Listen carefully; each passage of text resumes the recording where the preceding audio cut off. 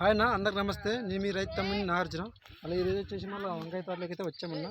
మరి వంకాయ తోటలో చాలా చక్కగా అయితే మన కూరలు అయితే తెంపుతున్నారు.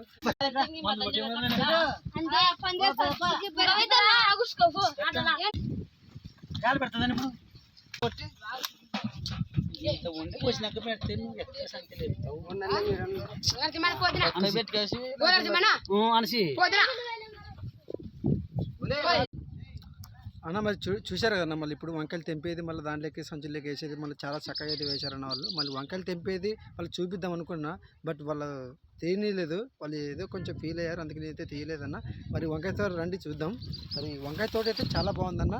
మరి వంకాయ తోటకి అయితే ఎక్కువ పురుగు అయితే పడింది. మీరు ఇలాంటి తోట వేసినప్పుడు మీరు చాలా జాగ్రత్త తీసుకోండి, మీరు నష్టపోద్దండి. మరి తొందరగా మీరు మందులు అయితే కొట్టేసుకోండి, పురుగు మందు కొట్టేసుకుంటే మీకు వంకాయలు బాగా వస్తాయి కాబట్టి వంకాయలు మంచి రేటు పోతున్నాయి. పంట బాగుంటే రైతు బాగుంటారు, రైతు బాగుండాలంటే పంట బాగుండాలన్నా. అందుకే మీరు జాగ్రత్త తీసుకోండి.